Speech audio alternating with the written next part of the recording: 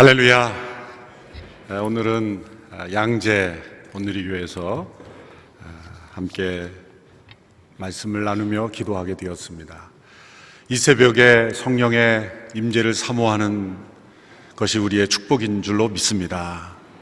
이렇게 새벽에 나와 함께 말씀 듣고 기도하는 것이 비정상이 아니라 정상인 줄로 믿습니다. 스스로 내가 왜 이러지 이렇게 생각하지 마시고, 저는 새벽에 나오면서 그런 꿈을 꾸어봤습니다.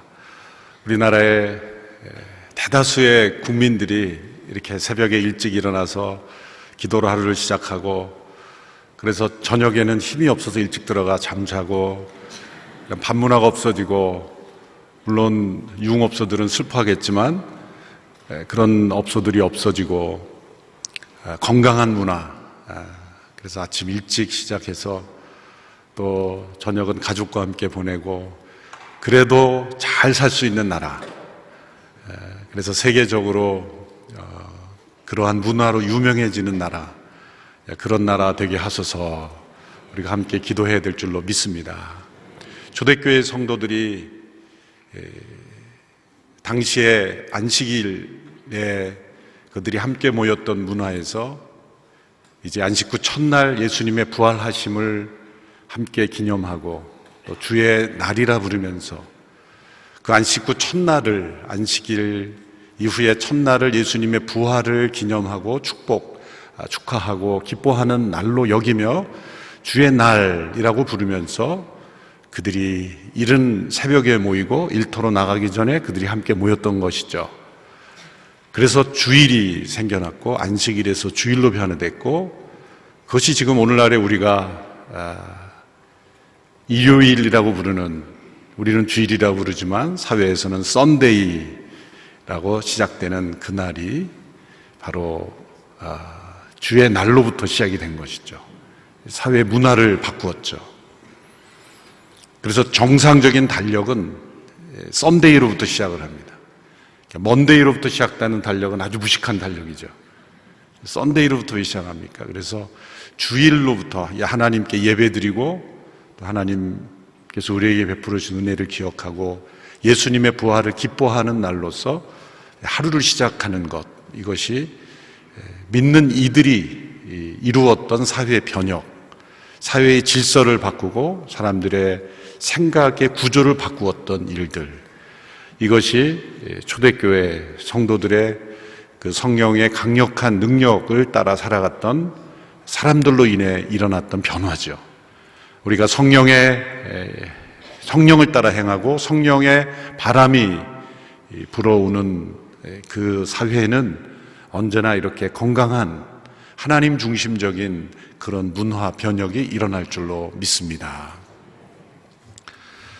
인류 역사는 인간의 문제가 바로 마음의 문제라는 것을 우리에게 정확하게 알려주고 있습니다. 하나님께서 그것을 우리에게 깨닫게 하시기 위해서 두 단계에 걸쳐서 우리를 대하셨습니다. 첫 번째 언약을 옛 언약이라고 하고, 또 나중에 주신 언약을 새 언약이라고 부르죠. 우리가 성경을 구약, 신약이라고 부를 때 그 약이라는 단어는 영어로는 테스터먼트인데, 그것은 언약이라는 단어의 라틴어 번역에서 비롯된 것입니다. 그러므로 구약, 신약을 풀어서 설명하면 옛 언약, 새 언약이 되는 것이죠. 그것은 낯선 용어가 아니라 우리가 늘 부르던 옛 언약과 새 언약. 그러므로 성경 전체를 한마디로 표현하면 언약을 통해서 우리를 구원하시는 하나님의 계시다. 언약을 통해 우리를 구원하시는 하나님의 구원의 계시다. 그것이 바로 성경에 대한 정의가 되는 것입니다. 하나님께서 어떤 분이신가 설명을 하면 다른 많은 단어로 설명할 수 있지만, 저에게 하나님이 어떤 분이신가 설명하러 한다면 하나님은 언약의 하나님이시다 라고 저는 고백하고 싶습니다. 어제도 말씀드렸다시피 하나님께는 약속이 필요 없는 분이죠. 특별히 무엇인가 담보를 내걸고 보증을 요구하는 그런 차원의 약속, 강력한 형태의 계약이나 언약은 하나님께는 해당되지 않습니다. 그것은 약속을 지키지 않는, 언제든지 변심할 수 있는 인간들에게만 해당되는 그런 장치죠. 왜 하나님께서 그분이 신실하시고 그분이 말하시면 조금도 변함이 없으신데 왜 그런 언약의 형태로 우리 인간들에게 찾아오셨을까요? 인간들에게 어떤 기능이 파괴되었기 때문입니다. 그 기능은 하나님을 믿고 의지하는 기능이 파괴된 것입니다. 하나님과 우리 인간의 관계를 언약의 관계로 이해하는 것이 매우 중요합니다. 그렇게 말하면 어떤 분이 이렇게 대들 겁니다. 저는 사인한 적 없는데요. 하나님과 사인한 적 없는데 왜 제가 하나님과 언약 관계에 있습니까? 우리가 자녀로 태어날 때, 이 세상에 태어날 때 누군가의 자녀로 태어나죠. 스스로 존재하는 분 계십니까? 부모 없이 세상에 존재하는 사람 없습니다. 심지어 부모가 누구인지 몰라도 부모는 어딘가에 존재했습니다. 이 땅에 우리가 태어나는 모든 생명은 부모가 존재하듯이 부모의 자녀의 관계 속에 존재하는 것, 그것은 내가 사인하지 않아도 자녀라는 신분으로 부모와 자녀의 관계 속으로 태어나는 것이죠. 하나님께서 우리를 창조하셨을 때, 우리를 창조하신 하나님께서 우리 피조물인 인간을 대하실 때 언약의 관계로 규정지어서 창조하신 겁니다.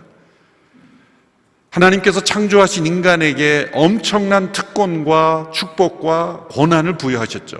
만물을 다스릴 수 있는 권세, 하나님의 형상대로 지음받아 하나님 당신 안에 있는 너무나 엄청난 기능들, 생각하고 판단하고 느끼고 의지적인 결정을 내리는 그런 기능도 넣어주셨고, 또 하나님의 성품 중에 일부 사랑하고 또 서로 축복할 수 있는 그런 그 성품도 우리에게 넣어주시면서 만물을 통치하는 그 놀라운 권세, 하나님 이외에 세상에 더 높은 존재가 인간 외에는 없는 그러한 존재로 인간을 특별한 존재로 창조하셨는데, 그 책임과 특권을 지키게 하는 어떤 장치, 그것은 하나님께서 창조주와 피조물로 맺으신 언약이었던 거예요.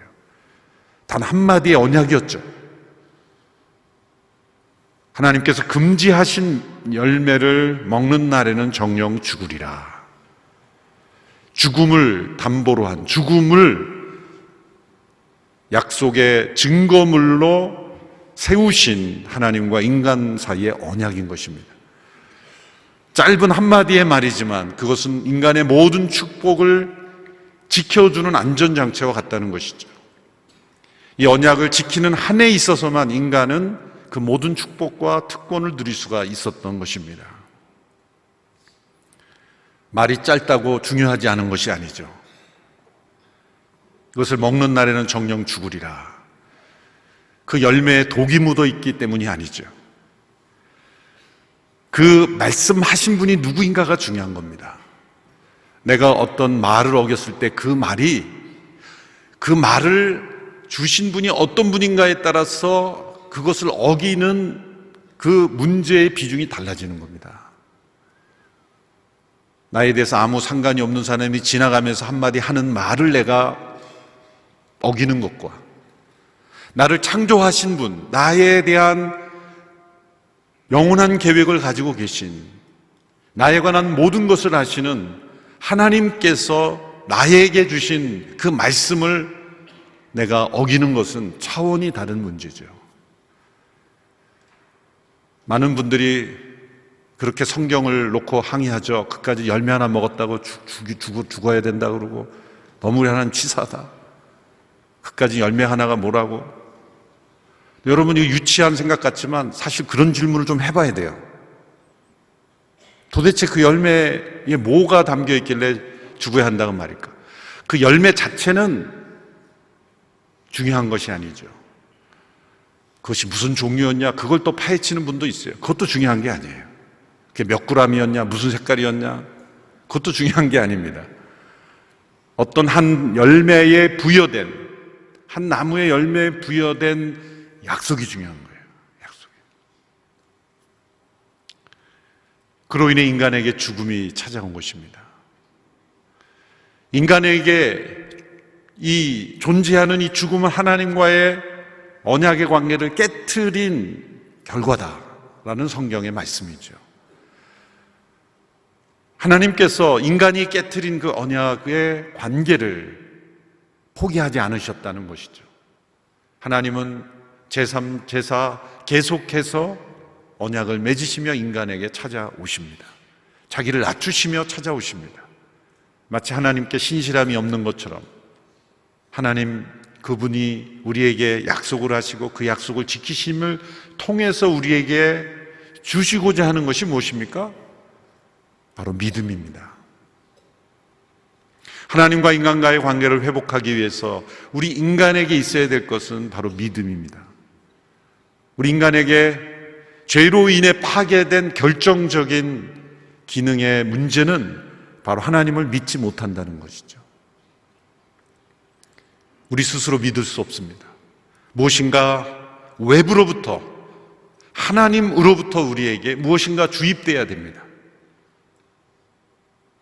우리에게 인간을 형성시키기 위해서 하나님께서 많은 약속을 주시고 그 약속을 신실하게 지켜가시는 그 하나님을 바라보면서 우리 안에 상실된 믿음이 점점점 회복되는 거죠.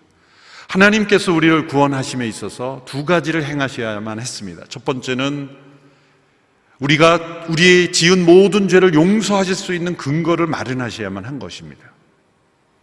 인간의 모든 죄를 하나님 스스로가 용납하실 수 있는, 하나님의 공의가 만족될 수 있고 인간을 향해서 하나님의 진노가 조금도 일어나지 않을 수 있는 그 상태가 되어야 되는 거죠. 그 첫 번째 일을 하시기 위해서 예수 그리스도께서 십자가에서 하나님의 진노를 대신 담당하신 것입니다. 하나님의 아들 예수께서 친히 말씀이 육신이 되어 오심으로 인간에 대한 모든 진노를 짊어지심으로 하나님의 뜻에 순종함으로 인간 스스로 씻을 수 없는 그 죄를, 하나님 앞에 나올 수 없는 그 장벽을 예수님의 십자가를 통해서 해결하신 것이죠. 그런데 또 다른 문제가 있습니다. 그 하나님께서 해결하신 것을 문제는 인간이 전혀 받아들이지 않는다는 거죠. 전혀 받아들이지 않고 그것을 믿지 않으면 그 하나님께서 행하신 일이 그 개개인에게 조금도 축복이 되지 않는 거예요. 하나님 자신은 용서했는데 우리가 그 하나님의 용서를 받아들이지 않으면 그 개인에게 축복이 되겠습니까? 그래서 하나님께서 첫 번째 단계의 일로 예수 그리스도를 통해 인간의 모든 죄를 용서하실 수 있는 근거, 하나님의 진노가 완전히 해결되고 씻어질 수 있는 그러한 근거를 예수님을 통해 이루셨다면 이제 인간 안에 그 믿음을 심어주셔서 그 예수님이 행하신 일을 그 받아들이고 구원을 받고 축복을 누리도록 하신 일, 그것이 믿음을 심어주시는 일, 믿음을 확신케 하시는 일, 그 일을 위해서 오신 분이 성령님이신 거예요. 우리가 예수님께서 행하신 2000년 전에 일어난 그 사건이 왜 나의 마음속에 믿어지는가? 성령님의 역사입니다. 그 시간의 간격, 그 문화의 간격, 그 생각의 간격, 하나님과 우리 사이의 간격을 하나로 연합시켜 주시는 그 본드의 역할을 해주시는 분이 바로 성령님이신 거죠. 그래서 예수님께서 떠나시는 것이 유익하다 말씀하신 것이 예수님께서 육신으로 하나님의 아들이 구원을 이루신 구원자가 이 땅에 육신으로 존재하는 상태에서는 모든 인간들에게 동시다발적으로 시간과 공간을 뛰어넘어 역사하시는 이 하나님의 구원이 증거될 수 없기 때문이죠. 그 구원이 적용될 수 없기 때문이죠.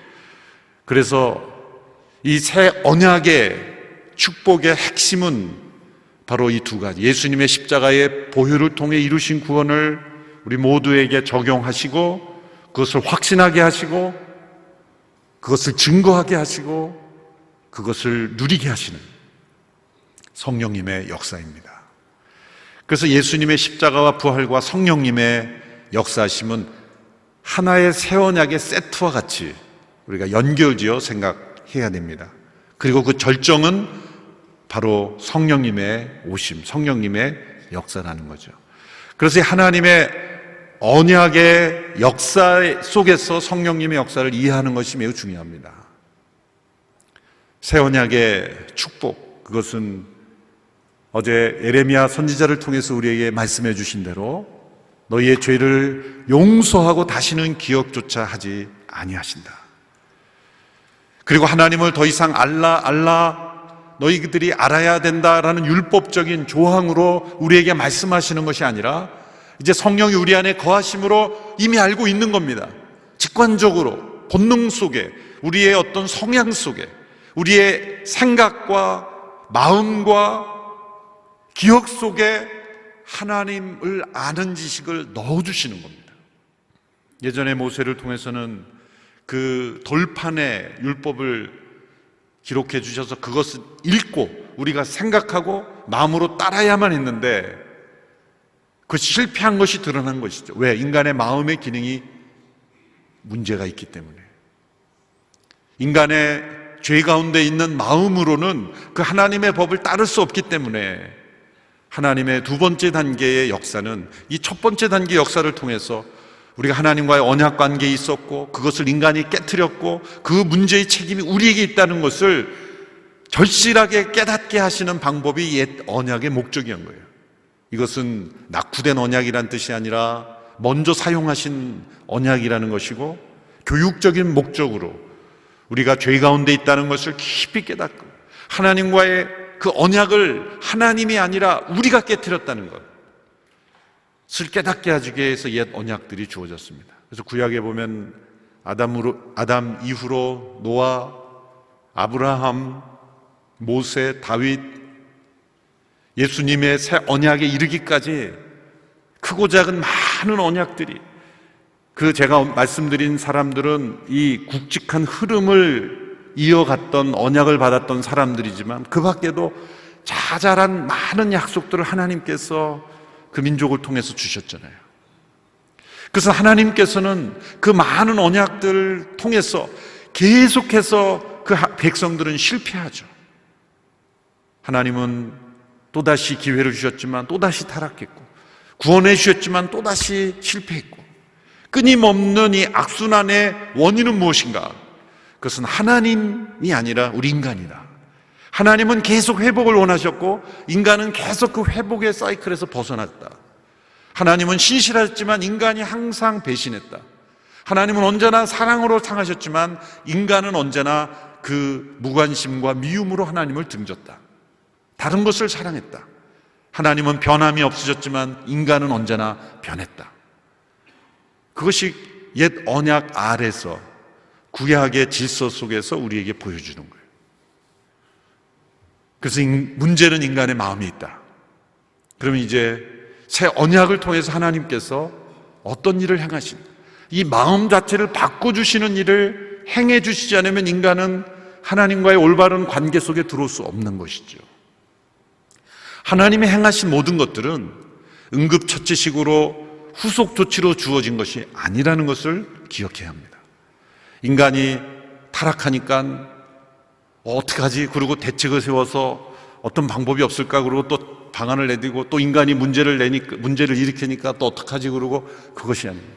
하나님은 그 모든 역사의 흐름을 미리 아신 가운데 인간의 반응도 하시며 거기에 따른 하나님의 교육적인 그 과정을 통해서 결국 메시아가 세상에 오셨을 때, 그리고 성령님이 오셨을 때 그것을 받아들일 수밖에 없는 모든 준비를 다 행하시고 하나님께서는 우리 인간을 다스리시는 거예요. 그 궁극적인 목적은 하나님의 창조 때 계획하셨던 그 목적이 그대로 이루어지는 것. 그래서 하나님의 나라입니다. 인간들이 하나님의 백성들이 되고 하나님의 뜻을 순종하여 하나님의 뜻을 이루는 하나님의 대리자로 세상을 다스리고 하나님이 그들을 통해서 영광 받으시고 나는 그들의 하나님이 되고 그들은 나의 하나님이 되리라. 이 하나님의 나라의 완성, 회복이 바로 하나님의 역사의 언약을 통해 이루신 하나님의 역사의 목적이 되는 것이죠. 거기에 마지막 단계에서 결국 인간의 모든 문제가 마음에 있다라는 것이 분명히 드러났을 때 그 하나님 앞에 하나님 맞습니다. 문제는 내 마음입니다. 환경도 아니고 누군가의 문제도 아니고 바로 내 마음 안에 있는 죄의 문제입니다. 내 안에 있는 돌같이 단단한 마음이 있습니다. 하나님을 사랑하지 않는 마음이 있습니다. 순종하지 않는 그런 불순종의 마음이 제 안에 있습니다. 이 마음을 어떻게 해야 됩니까? 하나님께서 내게 주신 해결책은 내가 너희의 그 죄악된 마음을 끊어내고 너희에게 새로운 마음을 이식시켜 주리라. 이식시켜 주리라. 그래서 이 새 언약을 통해 주어지는 하나님의 성령의 역사의 두 가지 핵심은, 첫 번째는 옛 마음을 끊어내시는 것이고, 두 번째는 새 마음을 이식시켜 주는 겁니다. 구분하면 이것도 두의 단계로 나눠줄 수가 있는 것이죠. 오늘 본문을 좀 읽고 해야지 이해가 되겠죠? 다시 한번 읽겠습니다. 에스겔 36장 25절에서 28절의 말씀 같이 읽습니다. 시작. 내가 너희 위에 깨끗한 물을 뿌릴 것이니 너희는 깨끗해질 것이다. 내가 너희의 모든 더러움과 너희의 모든 우상들로부터 너희를 깨끗하게 할 것이다. 내가 너희에게 새로운 마음을 주고 너희 안에 새로운 영을 줄 것이다. 내가 너희 육신으로부터 돌과 같이 굳은 마음을 없애고 너희에게 살처럼 부드러운 마음을 줄 것이다. 그리고 내가 내 성령을 너희 안에 주어서 너희로 하여금 내 법령을 따르며 내 규례를 지키고 행하게 만들 것이다. 그리고 너희는 내가 너희 조상들에게 준 그 땅에서 살게 될 것이다. 그러면 너희는 내 백성이 되고 나는 너희의 하나님이 될 것이다. 아멘. 이 말씀에서 가장 많이 반복되는 단어는 무엇입니까? 내가라는 단어입니다. 내가 너희의 깨끗한 물을 뿌리고 내가 너희의 모든 더러움을 깨끗하게 하고 내가 너희에게 새로운 마음을 주고 내가 너희 육신으로부터 돌과 같이 굳은 마음을 없애고. 왜 이 내가라는 단어를 반복할까요? 하나님의 주권적인 역사만이, 하나님의 오직 은혜만이, 하나님의 능력으로만이 이 마음의 근본적인 변화, 옛 마음, 죄에 속한 악한 마음이 제해지는 것은 인간의 능력이 아니라는 거죠. 인간의 교육, 어떤 교양, 인간의 제도, 심지어는 강력한 법, 무서운 법도 인간의 죄를 끊을 수 없습니다. 세상에서 여러분 가장 벌을 심하게 내리는 나라, 겉으로 볼 때는 깨끗합니다. 그러나 뒤로 가면요 엄청난 죄악들이 범행되고 있어요. 이슬람에서는 라마단 금식을 하죠. 얼마나 무서운 금식입니까? 그런데 라마단 금식 기간에 위장병 환자들이 속출한다는 거죠. 남이 안 볼 때 막 폭식을 해가지고 위장이 다 망가진다는 거예요. 인간의 가장 강력한 법은 풍선 효과밖에 되지 않습니다. 과거에 중세 때 어떤 마을에서 소매치기가 극성을 해서 공개 처형을 했다 그러죠. 그래서 소매치기로 잡히면 손목을 그냥 모든 사람이 보는 앞에서 그냥 잘라버리는, 얼마나 끔찍합니까? 그래서 그 마을 사람들이 다 모아놓고 그 소매치기 범을 손목을 자르는 그 벌을 집행하는 그날 가장 많은 그 소매치기가 일어났다는 거죠. 모두가 그 광경을 보고 있기 때문에. 바로 그 순간을 이용해서 가장 많은 소매치기가 일어났다. 이것이 인간입니다. 인간의 그 마음은 강력하고 무서운 법으로 못 바꿉니다. 근본적인 마음의 변화는 두 단계의 역사가 있어요. 첫 번째는 깨끗한 물로 일컬어지는 이 성령님이 물로 깨끗해지는 것. 또 한 가지는 돌과 같이 굳은 마음을 없애고 제거하고 날카로운 칼처럼 성령님께서 임하셔서 우리의 굳은 마음을 잘라내시는 것. 한편으로는 씻어내시고 한편으로는 잘라내시는 거예요. 여러분, 근데 놀라운 것은 히브리어로 언약을 맺다라는 모든 히브리어 단어를 보면 이 맺다라는 단어를 영어로 번역하면 cut, 끊어내다, 그런 단어를 썼어요. 언약을 맺다는 단어가 왜 cut라는 단어를 썼을까요? 여러분, 구약 율법에 보면 할례 제도가 있죠. 신체 일부를 잘라내는 것입니다. 그런데 이 할례라는 단어가 아주 폭넓게 다양하게 자주 사용되었어요. 우리 번역으로 할 때는 어색하니까 이것을 의미로 다 번역을 했지만, 예를 들어서 모세가 하나님께 부르심을 받았을 때 변명하면서 저는 말이 어눌한 사람입니다, 말을 잘 못합니다, 어눌합니다 할 때 어눌하는 단어가 언어에 보면 할례 받지 못한 입입니다, 그렇게 번역을, 직역을 하면 그렇게 나와야 됩니다. 해야 할 말을 제대로 못한다, 그런 말을 할례 받지 못한 입이다. 나무 열매에 대해서 레위기 23장 23절에 보면 너희가 그 땅에 들어가서 과일나무를 심는다면 그 과일을 먹지 못할 것으로 3년 동안 먹지 못할 것으로 여기라 할 때, 먹지 못하고 따지 못할 것이 할례 받지 못한 열매. 또 귀를 얘기할 때 예레미야 6장 10절에 보면 그들의 귀가 막혀서 들을 수 없다, 그들이 여호와의 말씀을 기뻐하지 않는다, 귀가 막혔다라는 말이 원래 직역하면 할례 받지 못한 귀다. 입과 귀, 심지어 나무 열매까지 다 할례 받지 못했다, 뭔가 끊어내야 되는 것이 있다라는 말씀의 핵심은 무엇을 향하고 있습니까? 우리의 마음을 향하고 있어요. 왜 들리지 않고 말하지 못합니까? 마음의 문제가 있기 때문에. 신명기에 쓴 것을 정확하게 집어서 말씀합니다. 신명기 10장 16절의 말씀 우리 같이 읽겠습니다. 신명기 10장 16절 시작. 그러므로 너희 마음의 할례를 행하고 더 이상은 목이 곧은 사람들이 되지 말라. 이미 마음의 할례가 필요하다는 것을 말씀드렸습니다.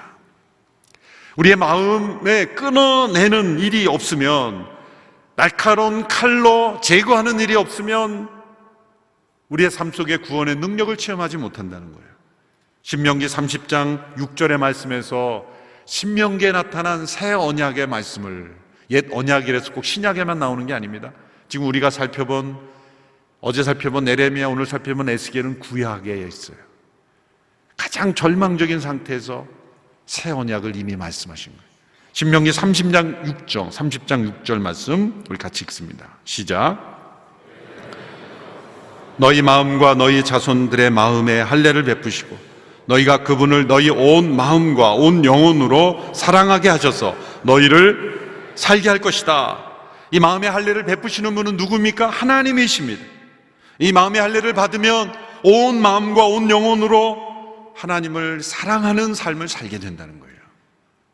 이 부분은 내일 구체적으로 함께 더 살펴보고자 합니다.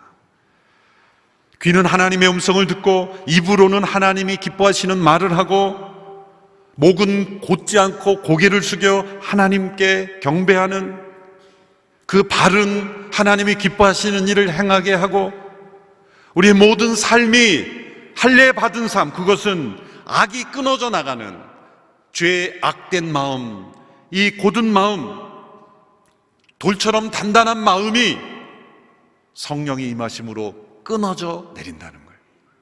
그리고 씻어져 내려간다는 거예요. 여러분, 이것이 회개의 과정이에요. 이것이 회개의 과정입니다. 한 번의 회개로는 끊어지지 않죠. 여러분, 돌을 부술 때 한 번에 부서집니까? 계속해서 하나님께서 방망이 같은 말씀으로 성령의 불로 태우시고 두들기시고 계속해서 우리의 돌같이 단단한 마음을 부숴가시는 거예요. 여러분, 오래 부서지는 것이 고통스럽습니까? 단번에 부서지는 게 고통스럽습니까? 우리가 기도해야 될 것은, 하나님, 오래 부서지지 않고 그냥 짧게 부서지고 깨끗하게 변화되겠습니다. 병원에 가서 주사를 안 맞으려고 막 발버둥 치는 아이를 보면은 더 아프죠?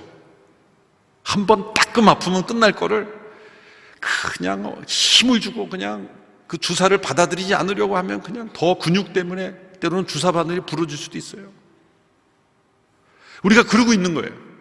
한 번 성령님께서 회개케 하시는 역사에, 주여 저는 죽을 죄인입니다, 저에겐 소망이 없습니다, 성령님이 아니면 저는 변화되지 못합니다, 바짝 엎드려서 하나님의 은혜를 간구하는 심령이 되면 눈물이 펑펑 쏟아지는 눈물이 앞을 가린 이후에는 앞이 보이게 되는데, 찔끔찔끔 회개도 아껴서 해요. 이번 40일 새벽기도에 다 회개하면 내년에 할 게 없잖아. 그래서 또 회개할 거리 남겨뒀다가 또 주일 예배 와서 회개하면 다음 주에 올 이유가 없으니까 또 다음 주에 와서 회개할 거 남겨야지.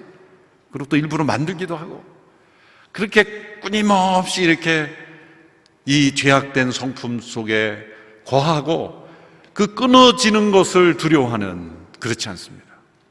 이 하나님의 수술대는 우리를 죽이는 수술대가 아니라 살리는 수술대입니다. 우리를 죽이는 것이 아니라 우리를 살리는 거예요. 우리를 멸망케 하는 것이 아니라 우리를 회복시키시는 하나님의 영적 수술입니다. 오늘 이 새벽에 하나님, 제 안에 있는 돌같이 단단한 마음 한 방에 그냥 다 부숴주십시오.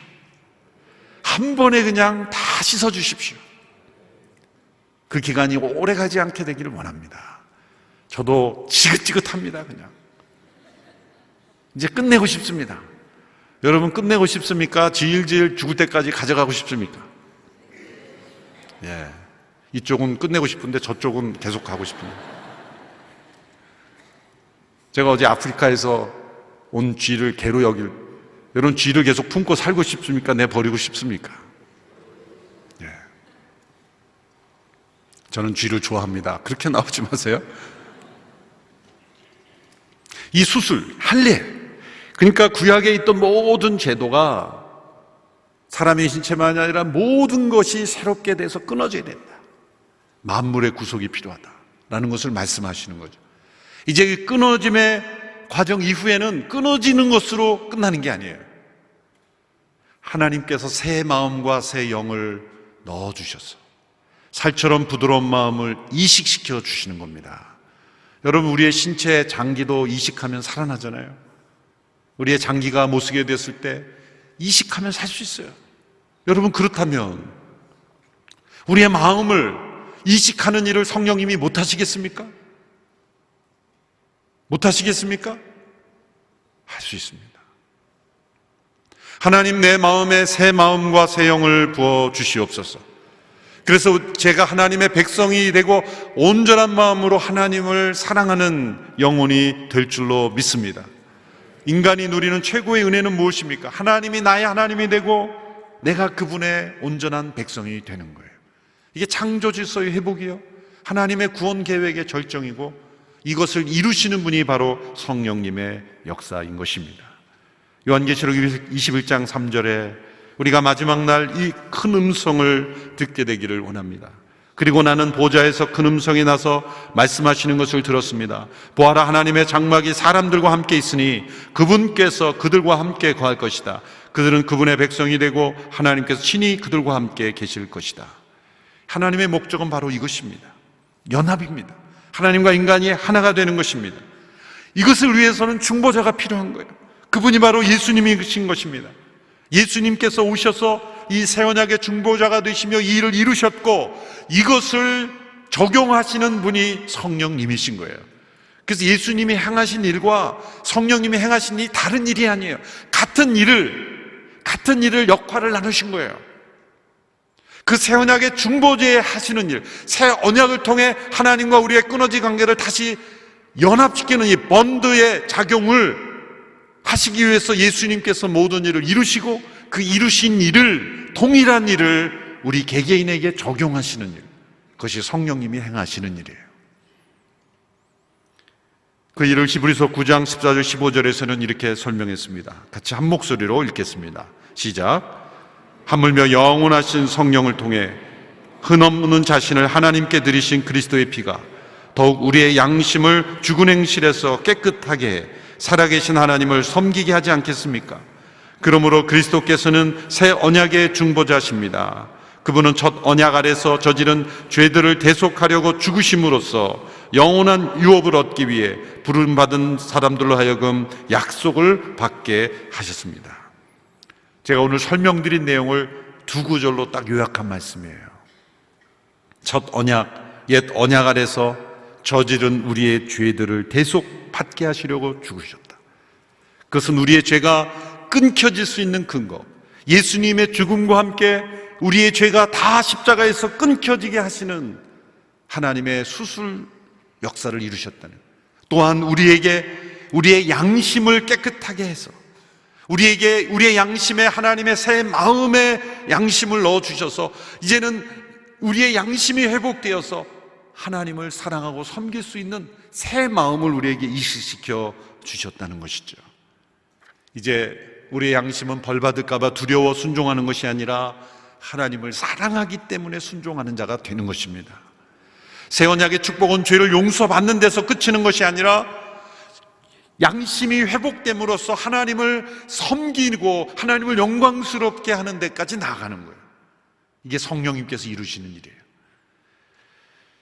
어제 오늘 말씀드린 내용을 도표로 한번 정리해 보겠습니다. 어제 오늘 계속 주무셨더라도 이 도표만 보면 이제 정리가 됩니다. 이제 마지막 정신을 차리고 함께 정리해 보겠습니다. 옛 언약 아래서는 돌에 새긴 계명, 말씀으로 우리에게 주셨죠. 그런데 새 언약 아래서는 동일한 하나님의 법을 우리의 마음에 새겨주신다는 거예요. 옛 언약 안에서는 죄를 심판으로 끝내셨어요. 그것은 경고입니다. 심판이 하나님의 궁극적인 목적이 아니지만 죄에 대한 심판이 있다는 것을 깨달아야 인간이 자신의 문제를 깨닫기 때문에. 죄에 대한 심판이 없다면 죄가 문제라는 걸 깨닫겠습니까? 옛 언약 안에서는 심판으로 끝났지만 이제 새 언약 안에서 예수 그리스도와 성령님의 역사로 인해서 우리의 죄가 완전히 용서되는 축복이 이루어진 것입니다. 옛 언약 안에서는 힘써 여호와를 알라라는 율법적인 명령, 행하라, 하나님이 원하시는 일을 행하라는 명령으로 끝났지만 새 언약 안에서는 실제로 알게 된다는 거예요. 옛 언약 안에서는 율법을 지켜 행하라 명령하셨지만 새 언약 안에서는 율례를 행하도록, 율법을 행할 수 있는 그 마음, 그 성향, 그 소욕, 성령의 소욕을 통해, 성령의 욕구를 통해 우리가 하나님의 법을 행하기를 즐기게 된다는 거예요. 우리의 소원이 바뀌었다는 거예요. 빌립보서 1장에 너희 안에 소원을 두고 행하시는 일 하나님이시다. 선한 소원, 하나님이 기뻐하시는 소원을 우리에게 넣어주셨다. 옛 언약 안에서는 육체의 할례를 행했지만 옛 새 언약에서는 마음의 할례를 행하신다. 옛 언약 안에서는 끊임없이 반복되는 제사를 짐승의 피로 해야 됐지만 그러나 새 언약에서는 영단번, once for all, 모든 것을 위한 단 한 번의 제사로 하나님의 아들의 피로 끝내버리신 거예요. 단 한 번의 제사로 모든 죄를 용서하실 수 있는 일을 이루셨어요. 옛 언약 안에서는 인간의 타락한 의지로 인해서 불완전한 순종이었어요. 그러나 새 언약 안에서는 예수 그리스도를 믿는 그 믿음 안에서, 성령의 도우심을 받은 믿음 안에서 이제 완전한 순종에까지 나아갈 수 있게 되는 것입니다. 이제 내가 사는 것은 오직 예수 그리스도, 나를 대신하여 죽으신 하나님의 아들 예수님을 믿는 믿음 안에서 사는 삶이 되는 것입니다. 새로운 것 같지만 사실은 내용은 바뀐 게 없어요. 하나님의 우리를 대하시는 태도가 바뀌었을 뿐이에요. 옛 언약을 주실 때도 하나님의 목적은 우리의 용서였고 회복이었고 우리를 믿음으로 변화시키는 것이었어요. 이것은 단계였을 뿐이에요. 완전히 다른 것이 아니라 이중적인 단계를 통해서 우리를 접근하셨을 뿐입니다. 여전히 중보자가 필요하고 여전히 목적은 하나님이 우리 하나님이 되고 우리가 그분의 백성이 되는 것입니다. 여러분, 새 언약에도 저주가 있습니다. 옛 언약 아래도 심판이 있지만 끝까지 이 은혜의 언약을 거부하는 자에게는 영원한 멸망이라는 저주가 있습니다. 그러므로 새 언약에도 순종이 필요한 거예요. 이제는 우리가 하나님께 순종하는 동기가 바뀌었어요. 예전에는 심판받을까 봐 무서워 순종하는 것이지만 이제는 하나님이 사랑스럽게 하나님을 사랑하기에 우리를 사랑하시는 그 하나님으로 인하여 우리가 하나님을 순종하게 되는 거예요. 힘이 달랐어요. 예전에는 불완전한 타락한 인간의 의지였기 때문에 온전히 순종하지 못했지만 성령님께서 임재하시는 힘으로 이제는 순종할 수 있게, 이제는 다른 차원의 순종을 할 수 있게 된 것입니다. 이것이 성령님의 오심으로 가능하게 되었어요. 이 작은 예수 40일 새벽기도를 통해서 우리의 믿음이 한 차원의 다른 차원으로 변화되게 되기를 원합니다. 온전한 믿음으로, 분명한 확신으로, 변화된 삶으로, 내가 이루는 변화가 아니라 성령님께서 내 안에 굳은 마음을 제하시고 영적 수술을 행하시고 새 마음을 주셔서 새 마음과 새 영, 성령님께서 부어주시는 이 축복, 이 성령의 임재하심의 축복을 통해 더 능력 있는 믿음의 삶이 되기를 주님의 이름으로 축복합니다. 이 약속은 우리에게 주어져 있습니다. 이것은 우리가 행해야 된다는 차원이 아닙니다. 그리스도와 그리스도의 십자가와 성령님의 오심을 통해 약속된 것, 사모하고 기도하십시오. 간구하십시오. 이 말씀을 받아들이십시오. 놀랍게도 그 영혼 속에, 그 믿음의 영혼 속에 우리는 작은 믿음으로 한 걸음 내들었지만 하나님께서는 성령의 부어주심으로 그 믿음을 확신 가운데 임하게 할 것입니다. 여러분, 우리의 믿음은 마중물에 불과해요. 우리의 연약한 의지로 믿겠습니다라고 발동만 걸면 우리는 마중물을 조금 넣었지만 그 밑에서는 우물물이 솟아나는 것처럼 성령님께서 예비하시는 폭포수 같은 은혜가 쏟아져 나올 줄로 믿습니다. 믿음의 마중물을 하나님께 드리십시오. 이 약속을 믿습니다.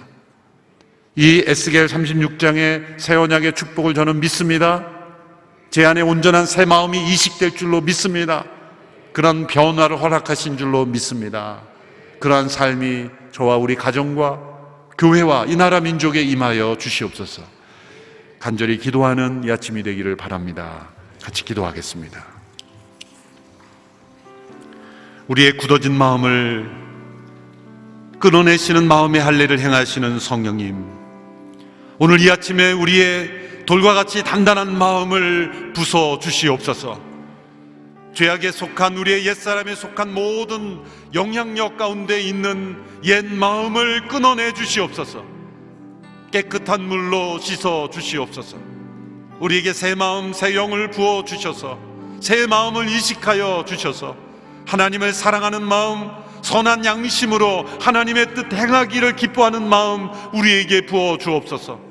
이미 우리에게 그러한 소욕이 있었지만 세상의 소욕, 육신의 소욕을 이기기에는 너무나 부족했습니다.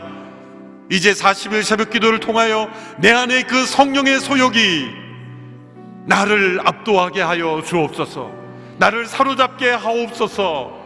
성령에 이끌리는 삶이 되게 하옵소서.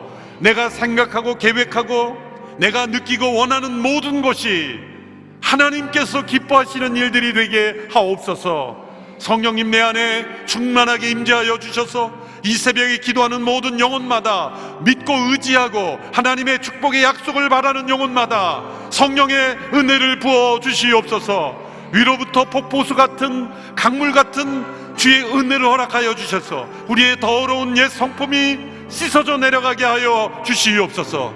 우리에게 새 마음 허락하여 주옵소서. 간절히 주님 앞에 부르짖어 함께 기도하며 나아가겠습니다.